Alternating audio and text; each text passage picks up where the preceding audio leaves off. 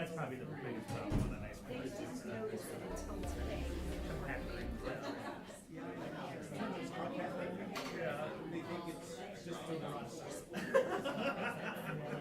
So it's just. Well, it's true for most things. I catch them all.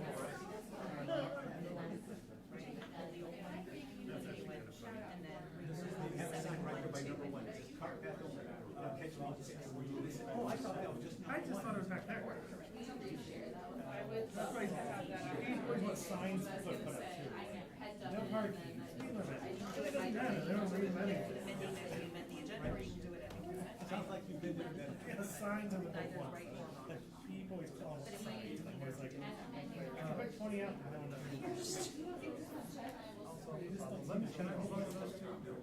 They change the behavior of people who don't need the sign to begin with. Like the people who would have not heard of it. Because it's just,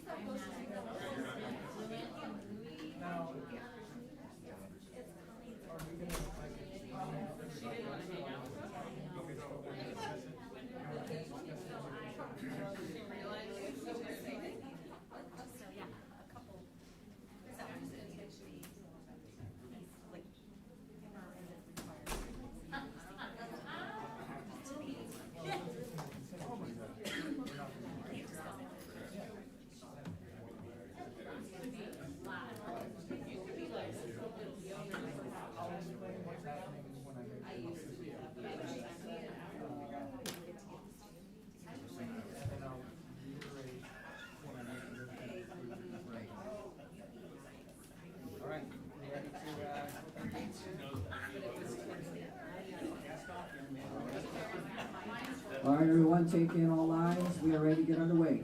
The stand for the Pledge of Allegiance. I pledge allegiance to the flag of the United States of America and to the republic for which it stands, one nation, under God, indivisible, with liberty and justice for all. All right, welcome back. I've missed you guys. Good to see everyone again. Reminder, this is our mission. The mission of the North Community School District is to inspire, empower, unite our students as a community of learners in their pursuit of excellence. Do a motion to approve the agenda. I have a motion. I would like to move we approve the agenda with one major change, eliminating item 7 in its entirety, and with the note that when we get to the consent agenda, there were a couple of minor salary errors in the personnel recommendation, and I will move that we approve the consent agenda with the corrected version. Very well. Do we have a second? I will second that. Okay.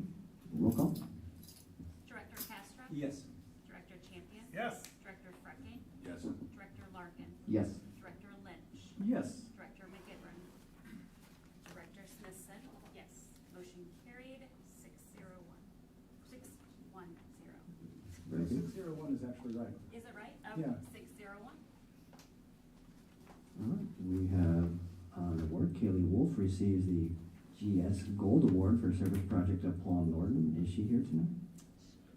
Not able to be here. Not able to be here? Okay. But we have quite a contingency of Paul Martin parents here this evening that get to see the, or the direct recipients of their families of the project that Kaylee did. So congratulations to Kaylee Wolf, class of 2024, for achieving the Girl Scouts Gold Award, the highest award a Girl Scout can earn. Excellent. For creating a garden with 10 distinct types of native flowers, wildflowers, grasses that attract native pollinators and birds at Palmer Elementary School in Bendorf. Well, that sounds very nice. Nice conservation project. congratulations to Kaylee and the Paul Morton. Do we want to invite them? Oh, no, we'll move on. Okay. If they If want they want to, to. yeah. No. Okay. I don't think they want to, I know them, Yeah. and they probably don't wanna come and be in the spotlight. Okay, then we'll move on to the next one. This is the time for those members of the community that wish to address the board. Please check in with the board secretary. Keep your comments to 3 minutes and keep your comments considered. Anyone like to come forward and address the board with any items of interest? Now's your time to do so. All right. Having seen no one, we transition to 3.03, board shared communications. Director Champion. I will pass. Pass. Director Smithson. I'll pass. Director Frecking. Pass. Wow, we're really saving a lot of time tonight. Director Lynch. I'll receive. Very good. Director Castro. I'll pass. Okay. I'll just offer a couple comments. Good to see everyone. I hope everyone has got some gas in the tank for your last break. I'm very satisfied with, we got through negotiations, so thank you to the PEA and I think we had some productive progress in that regard and getting through the contract process. That was a lot of work went in on the staff's part. Thank you to our district staff and the VA side as well. So and it was Director Smithson and I had some experiences there. Really had some professional growth of my own, and found it to be an instructive process. All right, moving on to the BEA report. Are they here tonight? No. All right, and the best of report. Let's see if I see Melissa here. Okay. Great. Good evening. We don't have a lot to report tonight, but I wanted to touch base on just a couple of things. First, I hope you've all enjoyed your summer. It's been nice and quiet and peaceful, and we loved it. Shout-outs. We will continue to do our classified shout-outs again this year, and we'll be sending out the Google form to all of our building admin prior to the start of the school year, so they can submit their staff for recognition. This was so well received by both our admin teams, our teachers, and our classified staff, and members of the community who enjoyed hearing what some of our paras and secretaries are doing at work. And so we really would like to continue that again this year. We would also like to give central admin the opportunity to recognize our building staff as well. I was just gonna say, can we also participate? You may. We're gonna send the form out to the directors and Dr. Moore so they can participate as well if they wish. I'd like to take a moment to thank BCSD for providing paid time off for the members of the BEA, BESA, and BSSA exec boards to attend conferences and trainings. Over the years, we've attended several different conferences, giving us the opportunities to collaborate with colleagues from across the country and learn how different districts and different locations of the country do things. ISDA Summer Leadership Conference was held last week in Des Moines, and both Trent Teskey from BEA and I attended. We were able to select multiple sessions to attend so we could bring back a plethora of ideas to our local units. I think my favorite session was on AI and integrating it into the workplace. It's not something I've utilized much, and with it being so prevalent now, I was very excited to learn more about it. I learned a ton about ChatGPT, it's very interesting, and how to incorporate new things into Canva to make presentations and things more meaningful. It was a really great session I'm looking forward to using in some of the things that I do for our building this year. Our peer mentoring program will be going through a general overhaul and tweak session in early August so that we can hit the ground running with all of our new paraeducators and secretaries this fall. Now that we have a year under our belt, there are many things we want to adjust and add, and a few things we'll put into a box to try again at a later date. Overall, we're very excited to continue to offer this important resource for our classified staff. Our roundtables with central admin will start in September, and we're looking forward to getting to work on multiple ideas that we discussed at the end of negotiations this past spring, and are committed to continuing our collaborative relationship moving forward. Thank you. I just want to thank you as well for the effort you put in negotiations. That's a big time commitment, so thank you for that. Thank you. All right, superintendent's report. Unlike my directors up here, I have some things, so I'll make sure I make up that time that you gave back. There we go. It's summer, and I do hope our families and staff are enjoying some well-deserved time off. But a reminder, to those who are here tonight and those listening, please remember to share your adventures with our Director of Communications. We really love seeing all of the fun and exciting places you have been able to experience during summer break. So if you're listening out there, don't forget to send things to Celeste Miller so she can share out all of the amazing adventures that our students, staff, and families are getting to experience. On Monday, we kicked off our leadership retreat. As I'm looking at many of our leaders in the audience tonight, they have been incredible participants, extremely engaged, but we got to kick off this year with a half day over at Camp Loud Thunder, engaged in some team building work. I think at first they were like, what in the world are we going to be put through? But we kept it pretty mild this year, but there's always next year. We had a great time. There was a lot of laughter, a lot of learning, and just a lot of fun that we had together. And then the rest of the week has been here. We were, St. Ambrose had graciously offered their place, but with some major construction on Locust, we decided it would be easier to stay here. And we've been engaged in learning around accountability and a progressive discipline format of learning, all the new Title IX updates, some of which will come before you this evening. The different department heads have provided updates with their respective departments. We'll engage in some learning around candid conversations tomorrow. And it's just been a really good week of learning. Looking at new systems that we're putting in place to try to streamline efficiency and work and try to take work off teachers and administrators and make their jobs a little bit simpler. So it's been great. We are literally a week and a couple days out from our teacher buyback day, which will be a week from Friday on August 2nd, where teachers will have an opportunity to come in, make sure their equipment's working in their classrooms, let our operations team and our technology team know if something is not right. So we have a few weeks to get it hopefully fixed or working before they return for Teacher Welcome Back Week, which starts August 16th. We welcome our new teachers in just a couple weeks on August 12th. They will come in for 4 days of professional learning, and we'll end that week with our new teacher breakfast that is hosted at the Family Museum by the city. The city does a great job of welcoming all new teachers in the city of Bettendorf, so it's a collaborative effort between the private schools, our community college, Bettendorf, and Pleasant Valley. Huge thank you to Celeste for all of her leadership and coordination of that event. And then on August 16th, all of our teachers will come back for a week of professional learning, and we do our all staff welcome back on August 22nd. So hard to believe that literally in 4 weeks, we'll be ready to welcome students and families back in. And we will kick that event off with our various Unpack Your Backpack and open houses, as well as our Community Expo on the 22nd. So if you know of groups that are looking to get the word out about their resources in our community, we would love them to come and participate in that event. You just need to contact Celeste. And we can't wait to welcome students officially back on Friday, August 23rd. So have a great rest of your summer for those out there listening, and we look forward to kicking off the 24-25 school year. All right, thank you. The pipeline continues. Do I have a motion to approve the consent agenda?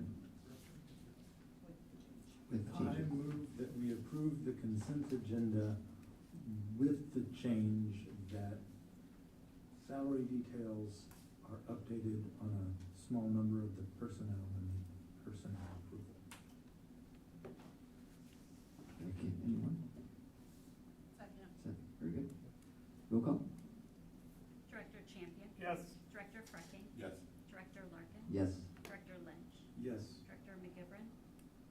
Director Smithson? Yes. Motion carried 601. Did you, you forgot somebody. Oh, I'm so sorry. Director Castro? Yes, I apologize. Yes. All right, very good. Transitioning to our first presentation, welcome the principal from Paul Norton.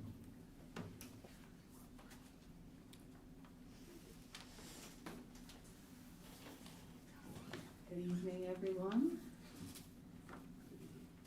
All right, so I'm one of the last to go on this fine presentation round.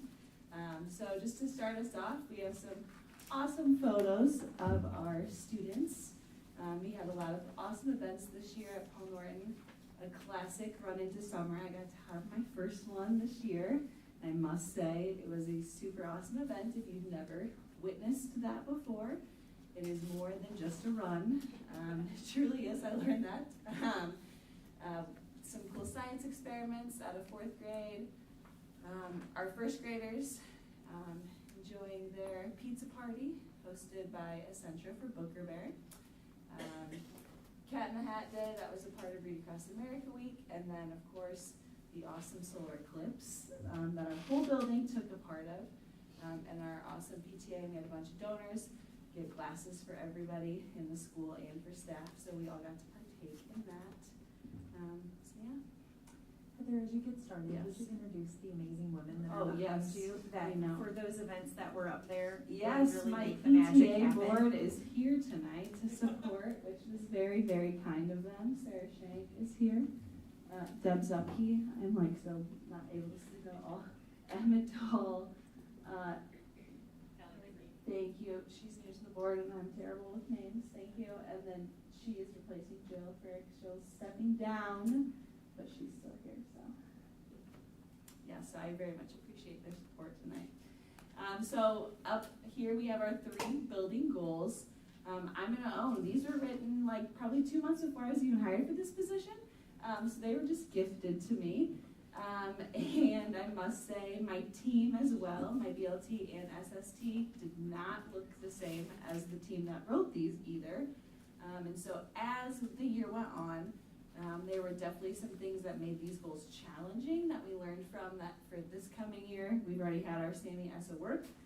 They look much different, and so I will own they are here and we worked towards them, but we definitely learned from them, and we definitely made some tweaks for this coming school year.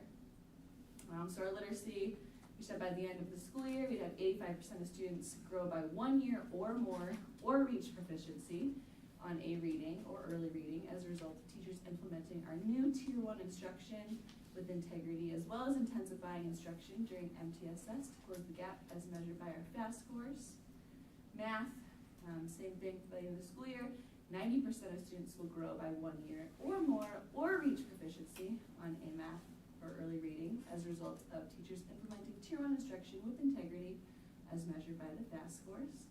And then SEBH, we had as a result of teachers implementing school-wide behavior expectations and strategies with integrity, referrals will reduce by 5% in the school setting. Lots of ORs in those first 2, which was the challenging part of keeping track of that data, which we learned this school year. All right, so for our literacy goal, we're gonna look at just the proficiency. Those ORs and all of that, there is no system that can compute that for us. So that was needed to be done by hand. And with over 400 students to compute that by hand, we left to the side. And so these are our proficiency percentages for this year. So for K1, they take the early reading. We ended kindergarten at 82% proficiency. First grade, 77% proficiency. They started at 66, so they took a 10% increase. So they didn't make that percentage where we want, but they were very close, and a 10% increase is obviously huge. Second grade ended at 72%. Third grade got up to 82, which was awesome to see. Fourth grade was at 74, and fifth grade was at 79. Another highlight data point, second through fifth, all school year take the CVM, which is that reading fluency, so we're looking at fluency and comprehension. They made a huge gain, went from 74% in the fall to 84% in the spring. And I will give kudos. District-wide, we made a big push at the last cycle of the school year to work on fluency. They had partners. Every single kid had a fluency partner. They worked on that. And I'm not gonna lie, my fifth grade team was very apprehensive, like they're fifth graders, they can do it. Their scores showed that that was really helpful, and they did make that big jump at the end of the year. So we got a lot of buy-in on that, and I have a lot of teachers that are excited to start that right at the beginning of the school year, because they saw those numbers grow, which was super awesome. And then that little picture, sorry Celeste, is a second grader who in CKLA curriculum, they learned about how to write their name in the symbols, and so he was super excited to show how you could write his name. So KLA plug there. So professional learning and next steps. We obviously tried a new curriculum this year, Amplify. And so we knew that was going to obviously come with hiccups and apprehension. And so it was a very big learning year. We had a lot of standoff teachers, and we have a lot more buy-in coming into year 2. I'm excited for year 2. There was a lot of learning at the district level when we met as grade level teams. And, oh, you did that? That was cool. I wish I would have done that. And so a lot of, collaboration happened throughout the year. I sit on the first grade team, and we spent a lot of time at the end of the school year with those extra days as a team, and made folders of things so that this coming year, hey, when we get to the end of this unit, we're all going to do this big culminating project that goes with it. So I'm really excited for that for year 2 for sure. Ongoing data-rich regrouping meetings. Paul Norton had a big jump in those for this year. We worked really hard and had a lot of really great conversations around data, and teachers are really seeing the value in looking at data at those regrouping meetings and doing them much more frequently. UFI fidelity checks, we worked on those at the K2 level, and really giving teachers lots of feedback in that phonics curriculum that we're using, and teachers are seeing a lot of gains in that area and are very invested in that curriculum. And the differentiated core, we added to K2 as well, so now they have a differentiated core and a win time, which we're seeing a lot of growth with our lower levels as well there. For next steps, obviously continue to teach scalability, with the goal of getting maybe another unit in at the end of the school year.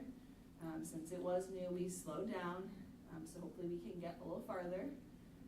Grades 3-5 will add morphology work into their day, and then continue to refine that differentiated core win time work, and really honing in on how can we be fluid and flexible with student movement, and really getting what those kids need during that time. What's morphology work?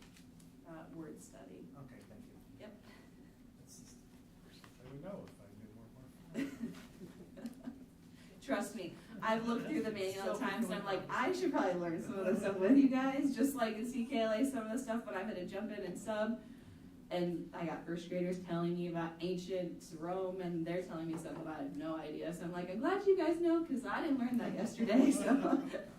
Thank you. All right, on to math. So again, we had those and/ors. So these are just our proficiency scores.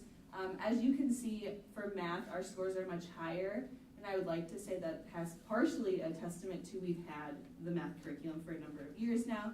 Paul Norton was one of the buildings who every teacher piloted also the first year. And so our math scores are looking really great. Kindergarten's at 79% proficiency. First grade, they started at 82 and jumped to 94% proficiency. So a big shout out to the first grade Paul Norton team on that. Second grade, 77% proficiency. Third grade, 90. Fourth grade, 80. And fifth grade, 76. Something that we're really working on. Once those kids are getting older, the gap is widening. So how do we help those kids who the gap is widening for pick up those skills that they might have not gotten along the way, and really using our win time to try to figure out how to fill in those gaps. So that's something that as a fifth grade team especially, I pushed on them this year. I'm going to continue to do that in the coming years of how can we continue to see that momentum that we're seeing kind of in those lower grades, even as they're getting older and learning even more math skills. Again, some that maybe I can't even do when I go to sub in fifth grade. So ongoing professional learning, we had 2 sessions with IM Math again, numeracy project professional learning. That's something we're adding to our win time for teachers to use, as well as bridges. So now we have 2 different kind of curriculums or things that we can pull on when we are during that win time. And then math fact fluency for tier 1 and tier 2. We started on that. Fact fluency is going to be a big push for this coming year as well. And then again, that continued work at grade level and district PLCs for next steps. As I mentioned, fact fluency is going to be a bigger priority for 2nd through 5th. And then just using that bridges during win time and how to flexibly group kids. One of my favorite activities in kindergarten in the photo over there. they're building a pizza and picking the toppings they want. And let me tell you, they'll count really high for extra sausage on their pizza, so. On to our SEDH goal, referrals. Last year, there was 263 major referrals. This year, we had 267, so we did not meet our decrease of 5%. But I will own, I pushed on Paul Norton this year to write probably more referrals, especially with going through Tier 2 training this year for SST. We need that as a data point for students. So when you're saying I'm having problems with the student in class and you haven't written a single referral, where's the data to back that? And so it is certainly something that, as I'm telling them to write, it makes it hard to decrease. But a highlight data point is our physical aggression referrals did drop from last year. And so I think there are things that are working within that, but definitely the overall goal is hard to meet when I'm telling you. It's hard for me to talk about a student that you need help with when you haven't written any referrals. And so that process, obviously our behavior matrix hasn't changed, but we're getting systems in place to help students, and we need data to show what they need help with and on. And so we are taking more data, and a big data point for that is office discipline referrals. Our professional learning and next steps. So ongoing professional learning, we are continuing to work at the Tier 1 level and just look at classroom management modules, PBIS training at all tiers. We worked really hard at Tier 2 this year specifically. Our CRBP professional learning, BLT, we looked at monthly data reviews. Our behavior matrix professional development, again, we always go back to that. And then as I mentioned, Tier 2 training, we really focused on check-in, check-out, and stage groups. This coming year, we have Tier 3 training, which I'm super excited for.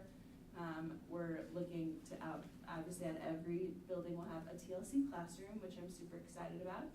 And then we're gonna roll out at Tier 1 zones of regulation. Our counselors will be mainly doing that, but our teachers will also get to have a part of owning that, which again, I'm super excited to have both kind of ends.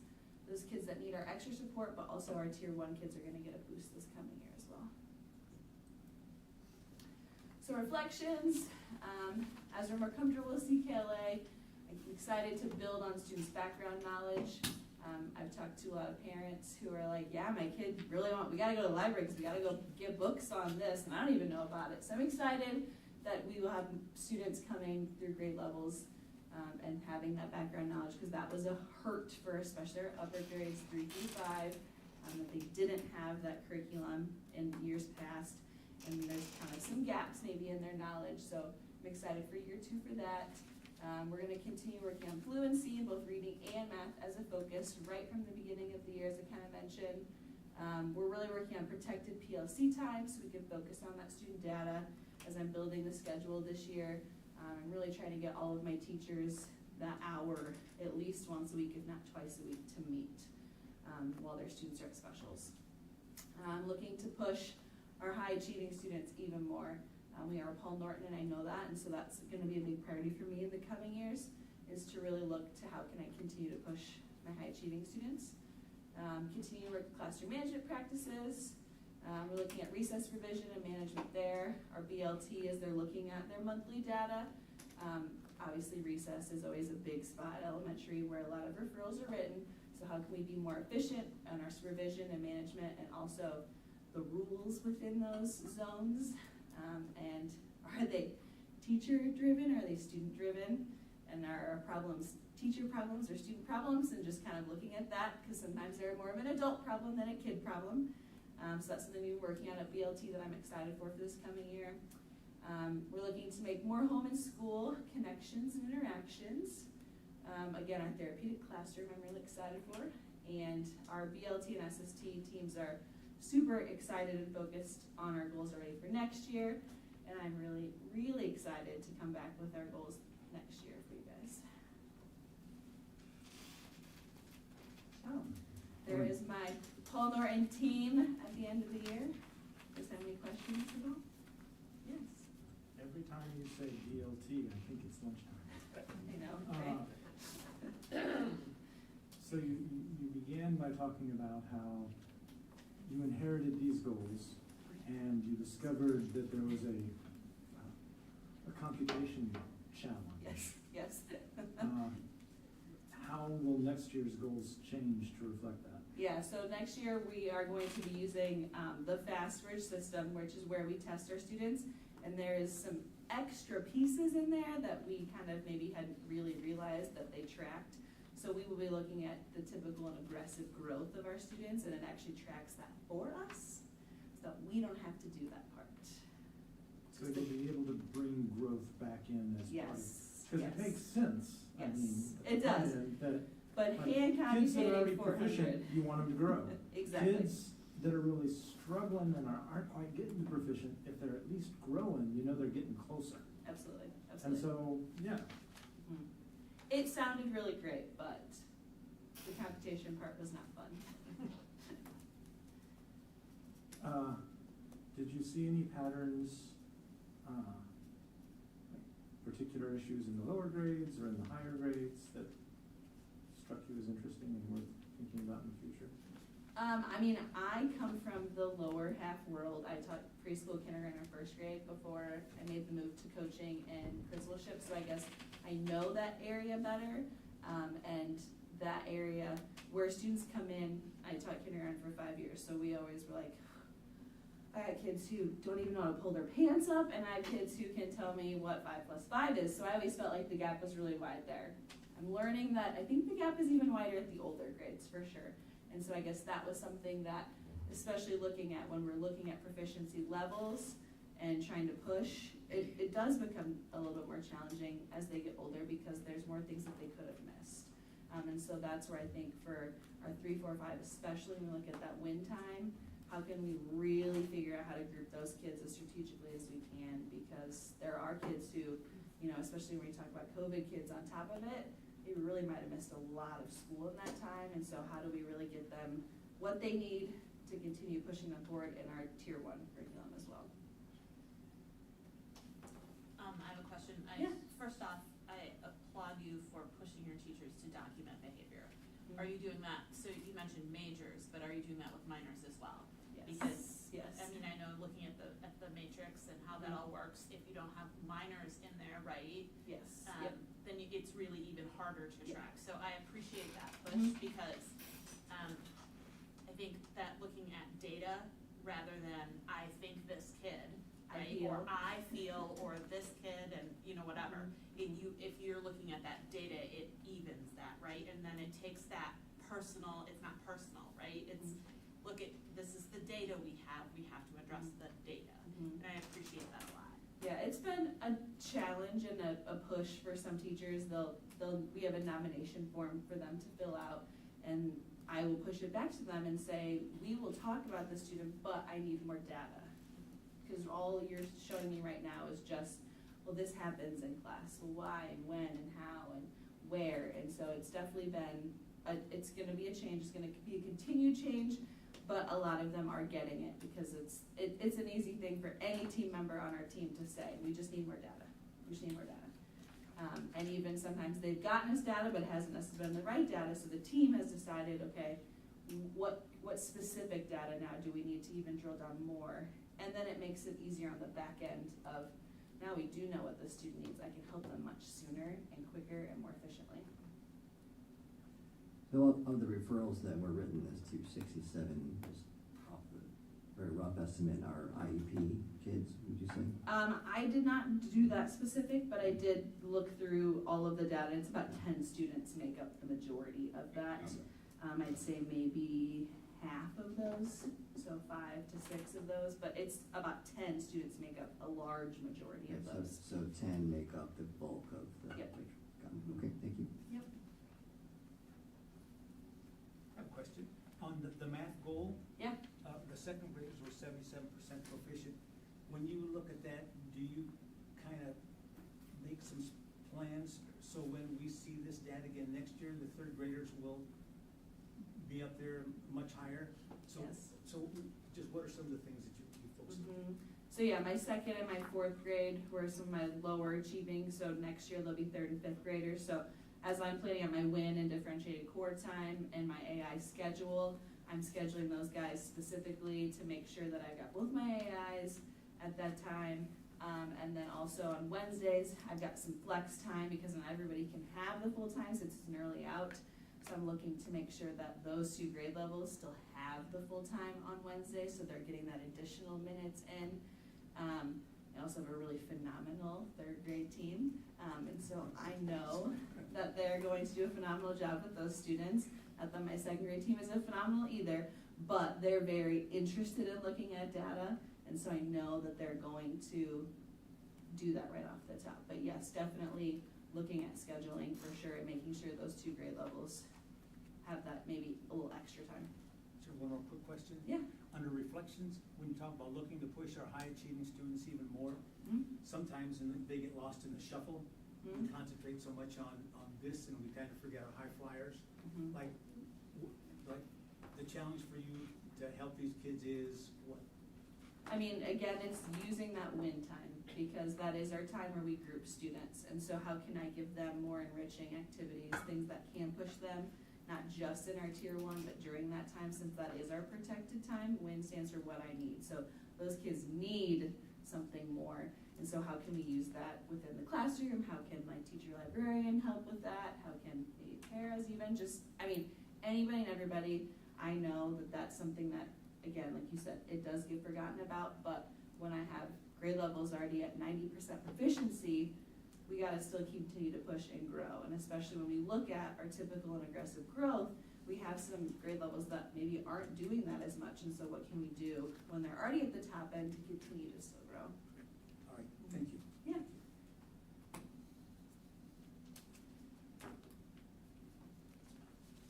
All right, thank you very much, Ms. Bud. Appreciate it. Thank you. Thank you, guys. Thank you. luck. All right, Mr. Udi. You always mean Mr. Udi to me, just. That's okay. Yeah. My kid overheard his mom and I talking about school board once, and he's like, "Oh, Dad, you're in charge." I said, "No, Mr. Udi's in charge as far as you're concerned." All right, I'm Chad Udy. I'm principal at Mark Twain Elementary. This is I've just completed my 2nd year, so to start, a couple of pictures. One of the significant things with the graduation picture, we had students come back. This was the last class with Thomas Jefferson that when we merged with Mark Twain students. So we had one big picture with them. We had some other pictures in there too, but it was kind of a unique year for them as they moved on to graduated. And so this is a great picture of them. And then also we have our student librarians reading to classroom with Fletcher there. Our librarian does an amazing job of getting kids in, older kids in to read to some of our younger kids. So it's always nice to see how happy they are when they're getting done reading, and a little sense of accomplishment for them. So goals. So after doing our CME and ESSA training, last summer was the first time that I've done that. And then this summer, I would say that there's been a lot of learning by myself and my BLT team. We wrote these in June of 2023.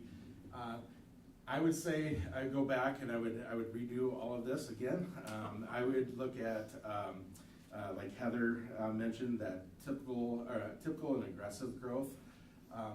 We wrote these, to me, as I read them now and as I've learned more about this, they're a little bit vague for us to really hone in on things. I have the data, our literacy goal by this June, we wanted to increase our FastBridge literacy assessment for K1 by 5% from 80 to 85, and then that 2nd through 5th grade A reading by 9%. And we did not get either one of those. We were at 70% for kindergarten through 1st, and then 2nd through 5th we stayed at 61%. So hopefully next year with some of the regrouping and the groups we have with our WIN and differentiated core, we'll be able to focus in a little bit more on how we track the growth and how we are able to have interventions for students. Same with the math goal. Again, they're both similarly written, and at math we came out at 74, roughly 74% for that early math for grades K through 1. So we were really close to that one. We got real close, and then for 2nd through 5th we got to 64%, so we did drop a little bit on that one. And for our SEBH goal, same thing with me.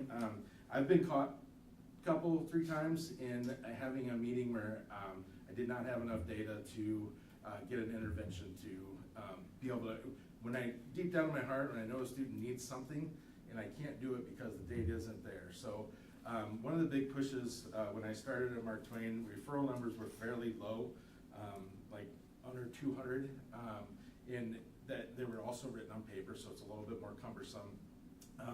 And you'll see that we've increased quite a bit, but encouraging teachers to write those, I think that also helps them build those relationships with the parents, to know that, you know, we're not, it's minors, it's majors, but they're also making that connection in the classroom with them. So we increased by 1%, and we have some work to do with our PBIS system.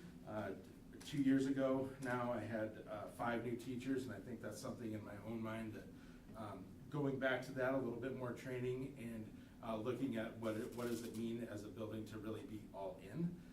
So we need to revisit that, and that's something my building leadership team looked at in this past June in our SAMI work.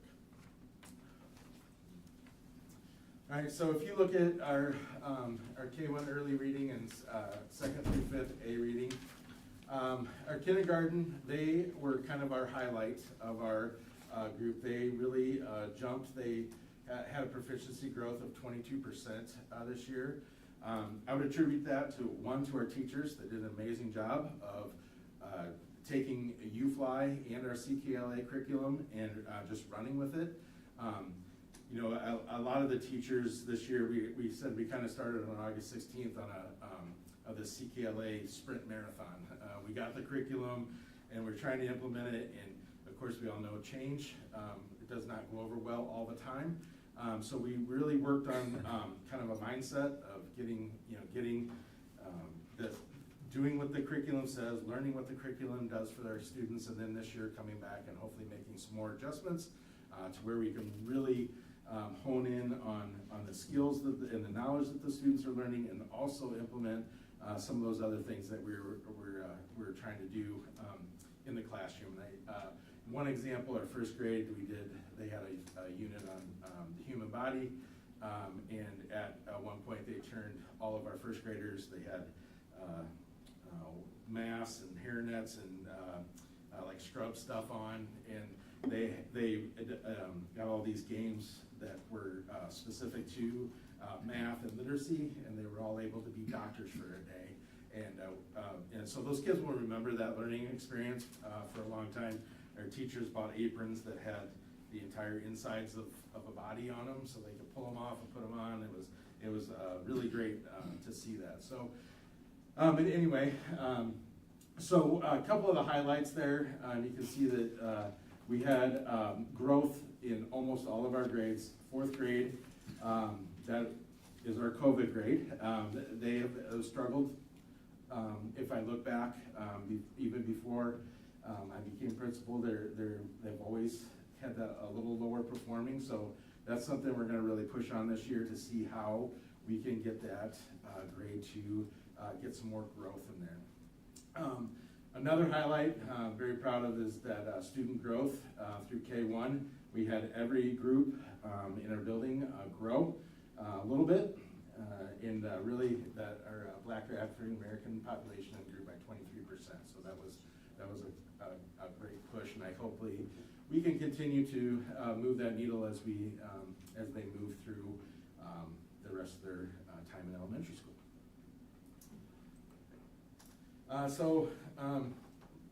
you'll see a lot of the same things up here because we did a lot of the same things together. So that Amplify and CKLA training, regrouping meetings.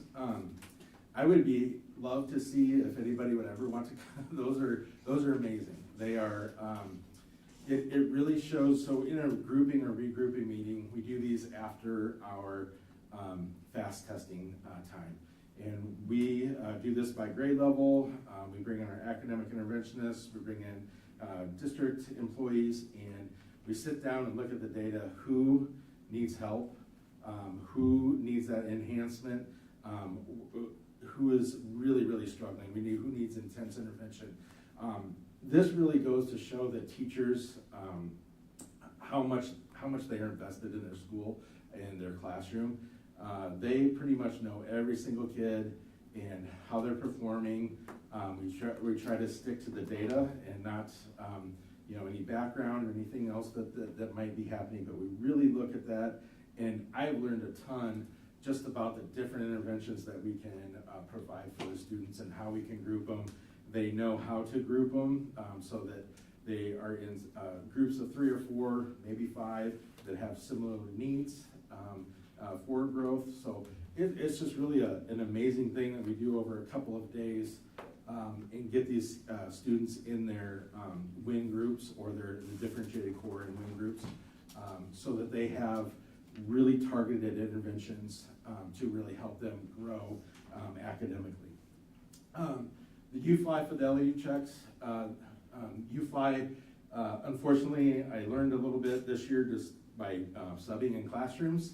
I learned the CKLA and the UFly curriculum, how, and just going in and teaching that myself, I learned a lot about it, but to go in and watch our teachers do that, absolutely amazing how well they know this new curriculum and how well they're implementing it and making changes to make sure it fits in their classroom. So kudos to the teachers for that. Differentiated core in K2, and then letters training. We have lots of our teachers going through letters training, and that's really been beneficial for our students. Some of the next steps, the district hosted, or actually Mark Twain hosted the Spring Forward came in this summer for our summer school. They were there from June 17th to July 19th this past Friday. And what an amazing program. We had, I think about 50 kids was the average, and those high 40s or 50 kids that were showing up every day to this. And really, every school, we started off targeting students that were right on that borderline of being proficient to try to move that needle up. And so we were able to make a lot of phone calls to parents, say this is a good opportunity. So I'm anxious to see what that will provide us in the fall. We're in 5th grade, we're looking at really focusing on the comprehension and adding that morphology work, study how the words and all the word parts. And then continuing to teach CKLA with fidelity, the goal of teaching more units at the end of the year. I think as we get more comfortable with that, we'll be much better in that process. And then for our math goals, you can see our kindergarten really did a nice job.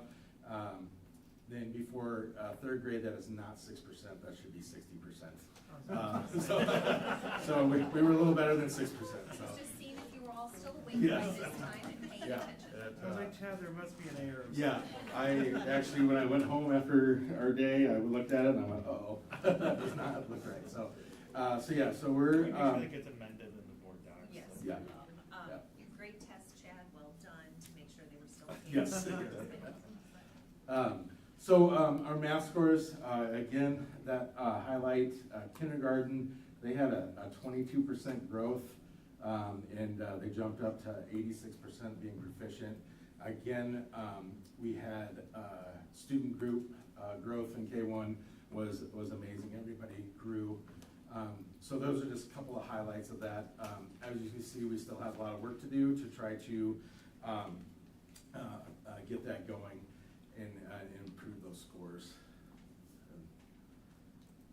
The math goal, so we, again, illustrative math, that numeracy project, just learning how to, like number sense and the ability to solve problems with numbers.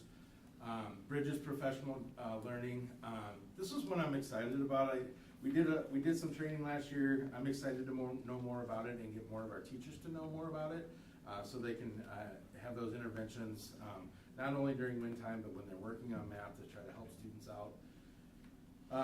Then we had math fact fluency, tier 1 and tier 2 instruction. Some of the next steps, so PLC collaboration. This is one thing we'll get a little bit of time this year on our Wednesdays to really have students or have teachers look at those groups and how they're teaching math and what we can do to improve that.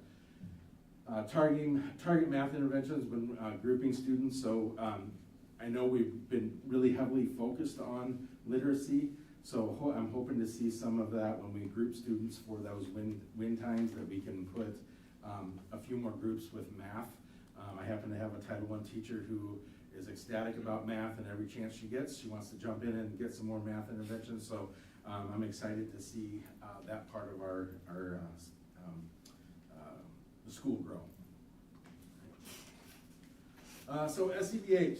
So if you look at this, we had the 385 majors, 257 minors. Again, I know that number looks high to everybody, but I don't feel like that, because there was a push by me that I wanted referrals, so I understood what was going on, and so we had data to back up interventions if we needed to. We had 95 physical aggressions, 99 defiance, disrespectful and disruptive. So we had a few of those. A lot of those coming to those minors where a teacher handled those in the classrooms. Some of the highlights, we had some targeted PBIS intervention strategies. So we looked at that tier 2, had some checkout. One of the things that I was very happy with this year is how our student success team, or SST, really buckled down and really stuck to the process of how we look at students, how we were intervening, what interventions they needed. So that was really a highlight. We are also able to implement some SAGE groups for students during the day. Really try, if we had, for example, we had a group of 2nd grade boys who just could not handle themselves out at the playground. So instead, during recess, we once a week we brought them in, played some games, and just kind of learned through that process. And it did help. Got some more work to do, but it's at least a start. PBIS Tier 2 training, we did that all year with our SST team. Implementation of Mark Twain Academy. So our Mark Twain Academy, at beginning of the school year, we take the kids, they go around to every place that we have at Mark Twain, the bathrooms, the commons area, our learning stairs, the lunchroom, lunch line, the playground, anywhere that the students go, we talk about what our expectations are. So we have MTS, or manners, thinking and learning, and being safe. So we talk about all of those, we go through those. We also started to implement those after every long break, more than 3 days. We started to did that real quick in the morning, and that's it's just a constant reminder of this is how we operate here at Mark Twain. And then I did switch to some morning meetings during the 4th quarter after spring break. So instead of all of our kids lining up outside in the mornings, they all come into the gym and they sit down. We do announcements. We do our focus for the week. And then we also go over the MTS expectations every day. We switch every other day between the Mark Twain Pledge and what our expectations mean.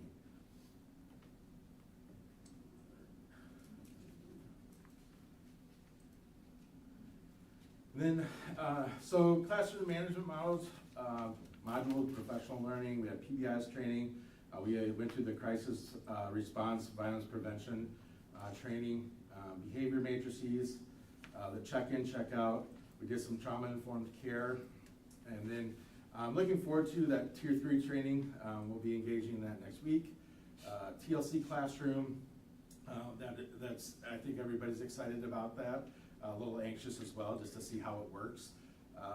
And then targeted PBIS improvements, which cause all in mentality on PBIS. Some valuable learning over the summer. You know, one person can ruin that entire program. My point this year is to go in and really try to hold everybody accountable for their for following our PBIS. You know, if a kid's wearing a hat, I need to take the hat off. You know, just as we need to follow that, we also need to be more intentional about getting out in the hallways and recognizing some of those the positive behaviors that are going on.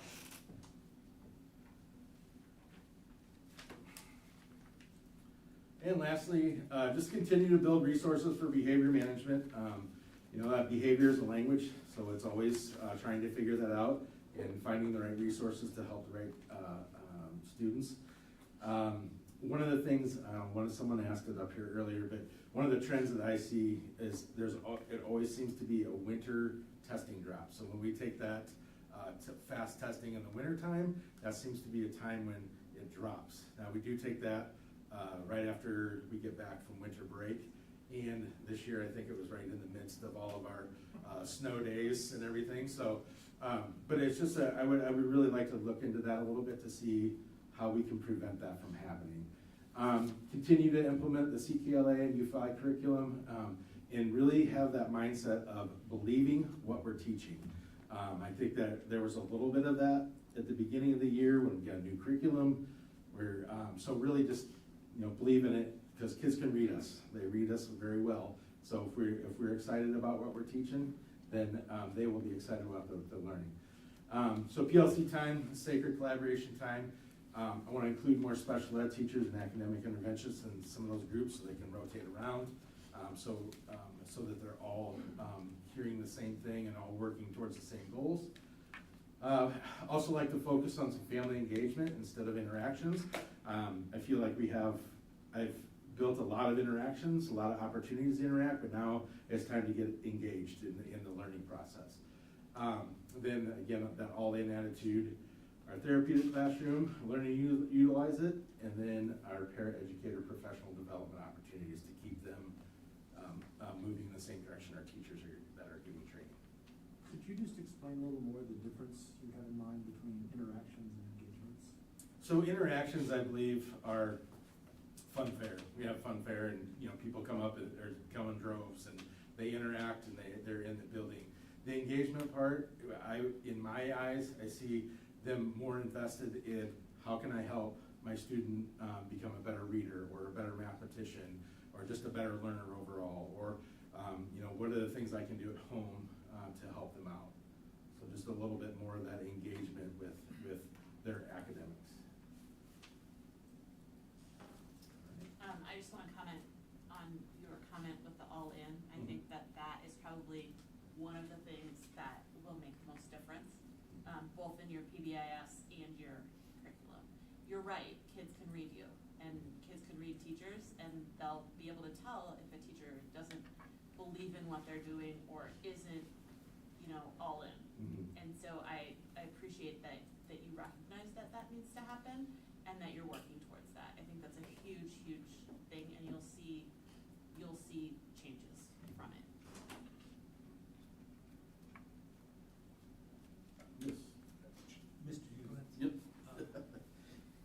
Under your social emotional behavior goal, again, highlights, Chad, do you find that under the referrals, et cetera, there's a small percentage of the students that are responsible for the majority of these things, or how is that broken down in your mind? Yeah, there's, let's say this right, about 6% of our students make up 74% of those referrals. That is. One thing you didn't mention, I mean, it wasn't covered, but the breakfast and lunch program in the summer, how Yes. well attended is that? I don't know specifics on it, but Maybe I think we we haven't had. been there, I don't know. Yeah, I think we had one of the I think between us and middle school, we had the days that I was there during lunch, we had quite a few people coming in. Plus we had Spring Forward was eating with us too, so that did help. have specific numbers, but when I ran into our director, or our nutrition services manager, Michelle Reason, she commented, and I'm looking in the back, I don't think Bob's here, but Miley and Kurt are, that she was very pleased with the turnout this summer and the participation. So I know we can always have more, but we can get concrete numbers if that's what the board, or we can see. No, I don't need concrete numbers, I was interested if, you know, if it was just a handful or if it was a good amount. It sounds like it was good flow. Yeah, there was a It good successful program. Yeah, I know last year was really good, and this year I think was about the same, but they did a really good job of coming in. Okay. And it was nice to see like entire families coming in. And, like, how does it work? Like, they come, families come at breakfast, they go home and they come back for Yes. lunch, like, Yep. okay. Yep, Yeah. I know we had a few kids that came for breakfast and stayed on the playground till lunch and Oh. came back for lunch and they went. So some costs, might as well get, just Yep. enjoy. Yep. And the only Requirement is they have to eat at the facility. They cannot take food to go. All right, anything else?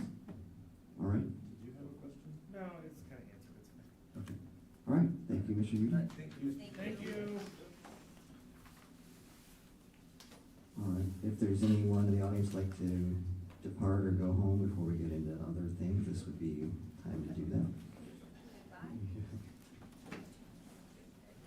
We're gonna be getting a riveting conversation of parking lots, so you may want to. Executive Board, thank you for being here tonight. There is a middle It's great school to see all of discussion you. coming up. Yes. Thank you, guys. Have a great rest of your summer with your families. Mrs. Mejia? Mrs. Mejia, you wanna come up? She's like, who? You don't call her. All right, 5.03, first read of policies. Okay, so we are presenting board policies tonight for a first read. So they can hear you at home. I know, wasn't part of the deal. That's part of the deal.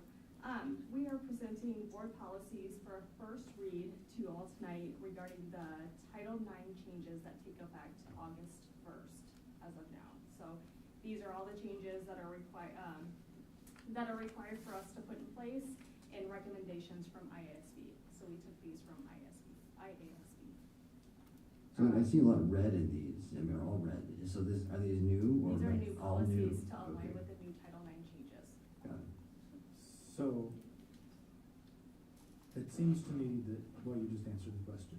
We had a 106.1, and it's just being entirely replaced, and all of these regulations, are being added. Is all of this language provided by the federal government? All of the language, yep, and we are going off the new guidelines from the federal government, that are in place as of today. As I was We're in reading. August 1st, so we've trained our administration team this week on the new Title IX changes, so there's a lot of compliance that we have to be in, by August 1st, and then we plan to train all of our staff when they return. As I was reading them, it's written by lawyers for lawyers. Seems like. Yes, yes. It's ever changing, so I'm keeping up on this daily. There's a lot of changes. I've gone to 2 trainings in the past month regarding the new Title IX, so, always changing, but we wanted to present these policies to you guys. So if it does go into effect on August 1st, we're in compliance, and we would hope to bring these back for a second read at the first board meeting in August. So you don't need us to vote tonight, move that, Yep. but we can ask any questions about the details that we have at this point. Correct, and since we have about, I don't know, not just shy of a month before the next board meeting, it also gives you some time to continue to review these, and if you have questions, reach out to us so that we can address those questions prior to the 14th. We probably would ask, unless there was a compelling reason not to have you vote the next time, just so that we stay as compliant as we can. Miley's being modest. She put the administrators through about 3+ hours of training yesterday on Title IX. Yep. If you see So them how to glazed limit over more in the too. audience, that is why.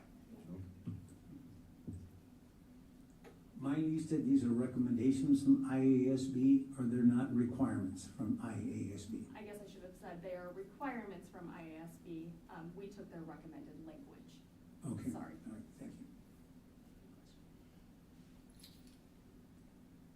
Okay, if there's no further discussion on that, Okay. okay, thank you. Thanks, Miley, thank you. Thank you. Thank you, Miley. Mr. Pratt, Lee, you're next. Parking lots, asphalt, black tar, Well, it's concrete. concrete. Any change order over $20,000 by board policy, we have to bring to you guys, so, doesn't happen a lot. I think this is only maybe the second or third in my career here that we've ever had to bring before the board, so, if you remember when we purchased the property, I mean, Mr. Farmer even pointed out, the existing parking lot had some pretty decent sized potholes in it at corners of joints where it had collapsed. It had some heavy patching on it as well. Yeah. Well, it turns out when you drive a lot of 15-ton dump trucks on that, it's not gonna hold up well. And when we really started to see it, the slab buried anywhere from 2 to 4 inches. So, it must not have been compacted very well when it was originally built, or just kind of poured over some loose gravel, what have you. So, in my position, we could have done a sample through the parking lot, but because we were keeping it, we didn't think we really needed to. But turns out it was just in much worse condition than we'd anticipated, and the construction traffic just sort of exacerbated that. So we made some budgetary offsets in our PEPAL budget to cover that. So some parking lot maintenance we would have done, we won't do now relative to this. So, and that maintenance can hold a year and we won't notice too much of an issue. Any other questions? I will say Bruce Builders has worked with us. They're not providing a markup for this. They have a 10% markup within their contract. They're waiving that for this, and they are picking up some of these costs. So which maintenance did you want to defer? So some seal coating. Seal coating? Yeah. Just in general around all our lots? Or, I believe it would have been at middle school and one other building that's not coming to my brain right now. All right, I understand. So we're gonna defer maintenance other places to deal with this emergent need, so we have a finished product at the start of the next cycle. Okay. All right, any other comments, questions? I just have a question, not directly related to this, but what is that new construction directly to the south of the Edison building? Directly to this. Is there just brand new construction, just like directly to the south of, I asked that? I think that's the addition onto the back. Yeah, that's, Is that what the addition is? yeah, that's the Okay, addition to all our right. building. Okay. Yep. That just Yeah. pokes out. And I say it's on the back, I guess. Yeah. I was Yeah, I thinking you were couldn't tell thinking it if it was was down the connected. street. And here, It's bigger than you think it'd be, and it really fills that lot. It does, yeah. One Okay. of the dentist's office just put in a new parking lot, and I thought maybe that's what you were Oh, referring no, to. no, I was gonna say, I was surprised you saw that, if you did notice that. No, all right, thank you, Yep. thanks. All right, I move we approve the change order with Bill Bruce Builders for the Thomas Edison Academy parking lot for $79,966.50. Second. roll call? Director Franking? Yes. Director Larkin? Yes. Director Lynch? Yes. Director McGivern? Director Smithson? Yes. Director Castro? Yes. Director Champion? Yes. Motion carried, 601. Thank you all. All right, are you staying for the next one? I will. Okay, all right, transition to 5.05. So we have with us tonight, Bill Bruce from Bill Bruce Builders, and Carrie Eulenkamp from Bray Architects, and then Matt Wolfert, who has been here several times to meet with you, will be joining us via Zoom. Yeah, go ahead. So I believe the last time we talked about this, February or March, I can't recall which month it was.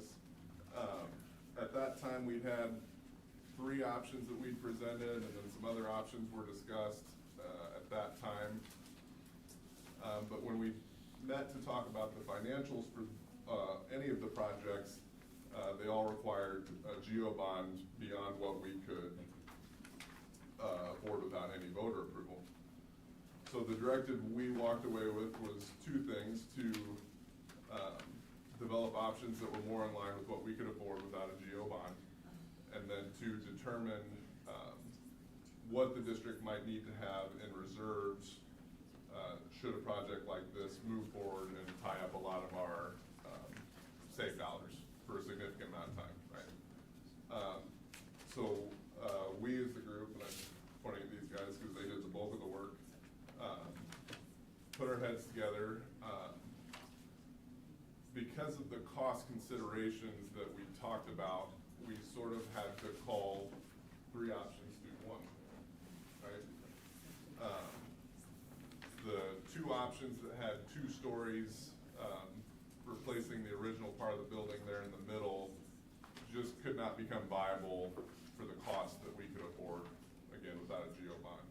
And so we focused in on option B, which is the one Celeste has pulled up here on the screen. Even this option, as you see it here, was beyond that capacity. And so Carrie did a great job. Celeste, you want to go ahead and scroll down? Carrie did a great job of reworking the intent of that design to get it within a cost that is more in line with what we can afford. And so I'll let her get into that here in a second, but the trade-off is we have to keep more of the existing building. If we're not gonna be able to spend more money than, I'll say 34 million, I think is kind of what our target was. Look at you two to get to that. That means we have to keep more of the existing building, more of the existing square footage. They have accounted for their costs, some additional then renovation costs for that part, because it's cheaper to renovate any square foot than it is to build it brand new. But that is the trade-off. So Carrie, I'll turn it over to you if you want to walk us through what that option is. Yeah, thank you. So the major differences between option B and option B2, so the first phase still stays the same with the addition off of the back side of the building, but the major difference in the first phase is that we would not be building the safe room as a wrestling room off of the gymnasium. Then as we tear through the rest of the phases, the renovation portion in the middle, we are keeping more renovation part. Originally, the option B was just through the middle. And as you see option B2, we're keeping almost like a little L there. And what that gets us is that keeps where we can renovate the wrestling room, we can keep more of that square footage intact and make it a very nice space, but renovated space. Once that renovation's done in phase 2, then we move into that teal addition. And so we demo out, that's when we really start to demo out some of the building, and we build a addition down at C Hall there. And that again is one of the differences, is that we are providing less classrooms and less space in that addition, which helps us reduce that scope and that cost. Overall, we're only still, so we're minusing 35 classrooms, and we're still plussing 34 classrooms, or 33 classrooms. So we're losing a couple classrooms here, but I know we talked through the fact that we would figure out how that works exactly in this grand scheme of things. And then the last phase gets into the cafeteria and those last corridors. If you want to go to the next one, it directly shows the 2 schemes. And so you can see B is on the left and B2 is on the right. And so we're not doing the major cafeteria. And when we go back to the original intention, when we first started this, the cafeteria was not in it. And so that's what we tried to go back to, was really the roots of what were we asked to do originally. The cafeteria is a great amenity and it's nice, and we're actually increasing it in the renovated scheme, but we're not building a brand new one. And so between the wrestling room addition, the cafeteria, and then a little bit of reduction in classroom counts, that really helps us get that square footage down. I don't know, Matt, if you want to add anything to that. No, I think you summarized it well. So I guess between the 2 options, is there any kind of questions right away? Are you counting the wrestling room as one of the rooms? So if I'm minus 2 rooms, is the wrestling room one of the 2? We're not counting that as a classroom. Okay, so Those you are actually just got 2 educational classrooms. Correct. It actually stays in B2, it's just in its current location, it's not in a Correct. different location. Yeah, you don't lose the wrestling room, we're just renovating it as opposed to building it brand new. So I guess one question I have, when we choose to renovate rather than rebuild, how many of the narrow hallways will remain narrow? Because B is a wide hallway, and that's the one that remains. A and C are the two that are, and I'm gonna, correct me if I'm wrong, I'm gonna say that to you all night probably, but, B is a wide hallway that we get good flow through. A and C are the problems. In this scheme, A and C go away and are rebuilt as new hallways. Interestingly too, B Hall has the biggest classrooms, and so we're not sacrificing by keeping a lot of smaller classrooms. We're benefiting from taking the piece that's the best right now. And then are the areas around C Hall and the teal existing, are those problematic ones with all the rooftop like mechanicals, or is that throughout the whole building? It's kind of concentrated at the front as I motion that way, and then over the wrestling room. And then there is some over B Hall, but one of the things that Bray will be tasked with is figuring that out. That sounds like fun. Yeah. But we want to solve those problems, right? Yeah. So if that was one of the major concerns, we don't want to leave that to the next problem. We want to try to get, a solution that gets that off the roof. Maybe it's, how do we erase some things? How do we rework it so that we can put it on the ground? There is options, and that would be the hope in renovation. All right.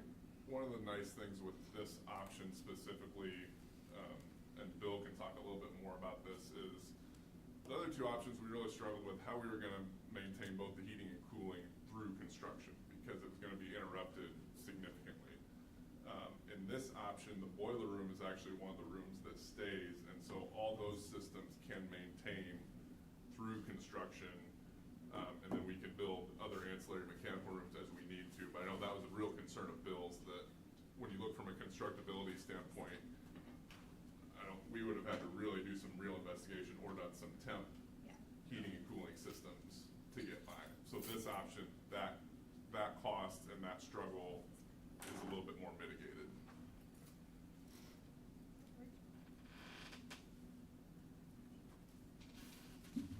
So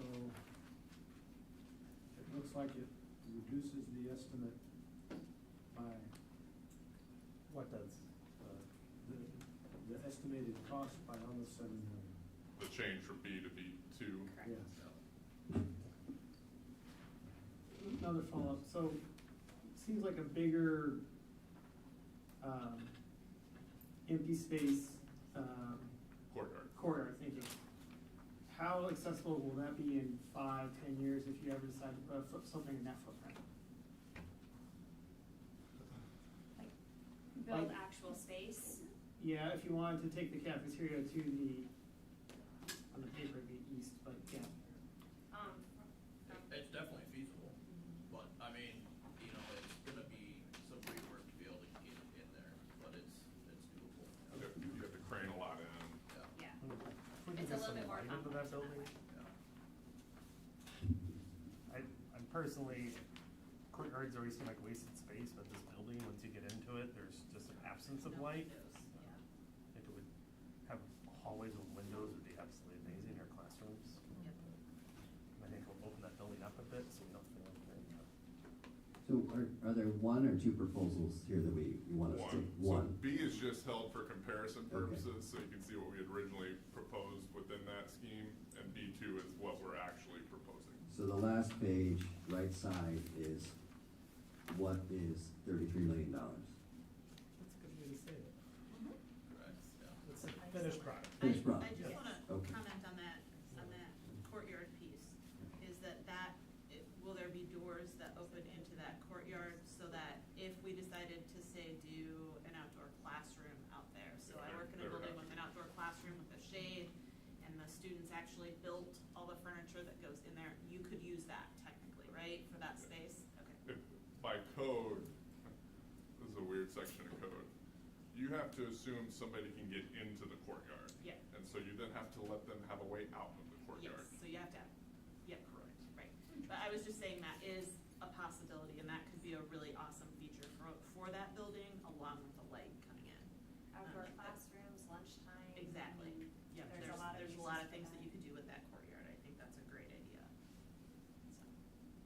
Okay, so we're solving some of the problems here, we're getting larger hall spaces, it's our oldest building in this moment, right?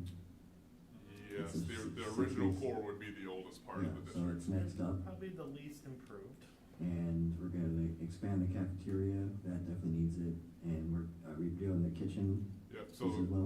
Carrie, why don't you run through that real quick? Yeah. Yeah. So what we've done with the, we can keep the kitchen intact and the cafeteria intact, and we would be adding the kitchen into if you've been in that area, the lower part of the The cafeteria. side cafeterias. The what we side, call them. the side cafeteria, and so we would be taking that over to give it to kitchen and servery. And then once that is done, we can demo out the existing kitchen, and then we would be adding on to the cafeteria, and you gain 1,200 square feet to the cafeteria. That's awesome. Okay, and I've heard horror stories about the roof, are we getting a whole new roof out of this, partial roof, what are we Yeah, working with so there? part of Bill's cost that he developed would be to re-roof. So obviously, the new constructions, you have new roofing, right? Right. The light green, would have new roofing. What So- about the white areas, I mean, what are we working with there?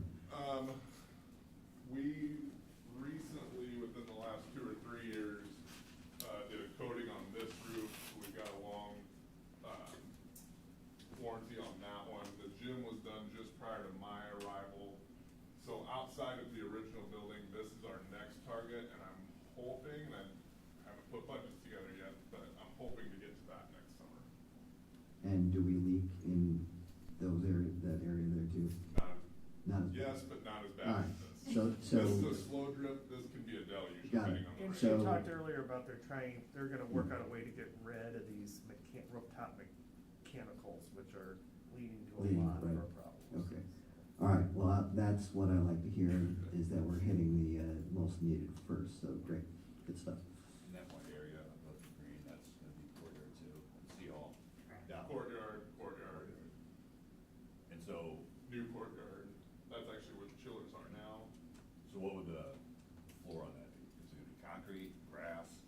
How do you do that? Because it's grass, you gotta get in and mow it, right? Correct. I've seen it done all ways.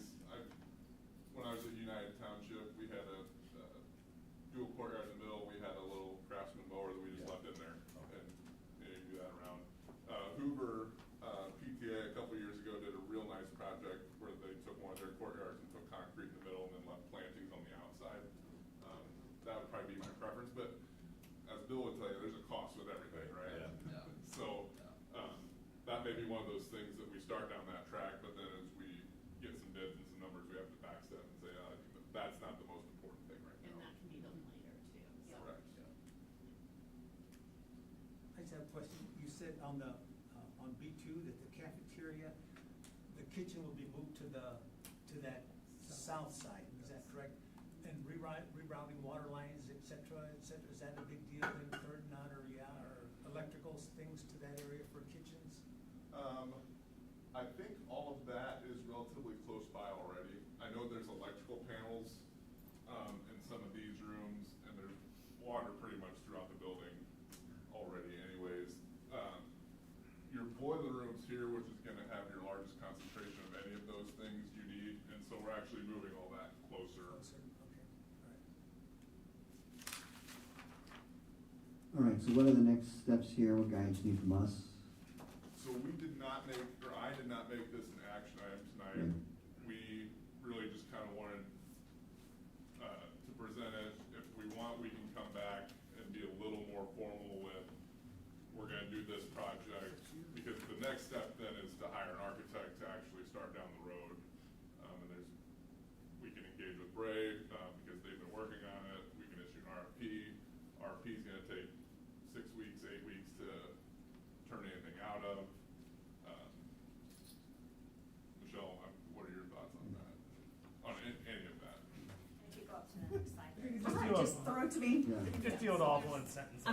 No, I would say we would like the board to, at our August board meeting, to take some action and give us direction on next steps, because we would like to get this project started. It's gotta get started. And so, you know, Kurt just laid out some options for you, but we can develop an action item for next board meeting that's a little more formal, and with our recommendation of, and then you can either approve it or I would amend like, that if we recommendation. could have, whether it be a board meeting where we go over financials for maybe a half hour, or you kind of, I know we've been over it ad nauseam, Mhm. but, and really we're committing to the whole process, but we really need to figure, just, I would like to see those projections of the Grant Wood Mark Twain bonding falling off. And I don't think it has to be a total rerun, but I would just like to see that. We can get updated numbers Yeah. from Piper. And as Kurt and I were just talking the other day about this project, the nice piece about this revamped project and its phasing is that if we get through phase, can you put the slide back up that has the phases on it, Fourth page, the very last page, please? if you flip it. Not that one. Well, Yeah, sorry. there you go. That if, for whatever reason, the bonding against the saved dollars didn't go as far, or costs really escalated over these next years, no one knows what the market's going to do, right? None of us would have ever thought it would be at the cost it is. Yeah, no one knew it escalate so much since the pandemic, but those phases are such that if we could only get through the first 2 or 3, that fourth phase isn't detrimental to the project. And that's what Kurt and I talked about. We understand and respect that the direction from the board, unless it's changed, is that we need to find a way to make it work within our existing reserves as well as the dollars we can bond against save. And not, I took away from the last conversation we had on this that the entertainment of a geo bond was definitely not something we were going to do. And so we can get you updated numbers next time. We can have an action item. If you choose not to take action on it next time, that's not a problem, but at least it's there that if we are ready to move, then we can start this project. And as Kurt said, the most efficient manner to move forward, Bray has already done, a lot of the work, and if we kept them as the architects to officially design the project, that would also cut 8 to potentially 12 weeks out by the time, if you look at the board schedule. That's only in the selection process, because even if we were to go with someone else, there's a lot they would have to get brought up to speed on. So what would be the action item we need to vote on in the next one to get their next? Architect. Hire architect, okay, all right, so that is, I think we can give some direction now that we're ready for that part in the next meeting, coupled with maybe right before that, updated financials on our bonding leverage situation, so we can know our risk. And then, as you and I have talked at previous board meeting, what's our dry powder, as you like to say, that we have available? Should we have an AC unit go out in the high school that we need $1 million to deal with short notice? What's left in the dry powder room? The work to get this revised, it's quite impressive. And I think I love the plan, I think there's some compromises, but there has to be compromises, this isn't a set $60 million deal. Yeah, we have scarce resources, so. Well, I do want to commend Bill and Carrie and Matt and the whole Bray team. They've been patient through the process, but also have been very receptive and responsive to all the conversation and asks and recommendations. And I too agree with you, Director Champion. What they have presented actually came out better than I anticipated for the amount of budget that we were given. I do think it completely breathes new life into that building. It solves some of the challenges that building has experienced. And while it's not everything everybody would like, it would, if we get to that place, it will definitely be way better than it is existing. And so thank you, Bill and Carrie and Matt, and to your entire team for your patience as we've journeyed through this, but for your insight, your expertise, and for getting us here tonight. So thank you. Bill, I just want to ask you, is that 33 million, is the contingency already approximately built into that 33 million? Yeah, it is, yep. So what, And they 10%? actually have, we have inflation put into it too. Okay, So so- there is contingency. Was it typically 10%? Yeah, it's pretty close to that, if I remember right. I don't know off the top of my head, but in that ballpark range, yep. Thank you for being here at night.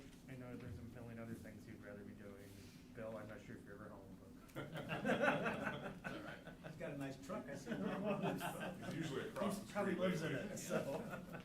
Matt, thank you for joining us virtually.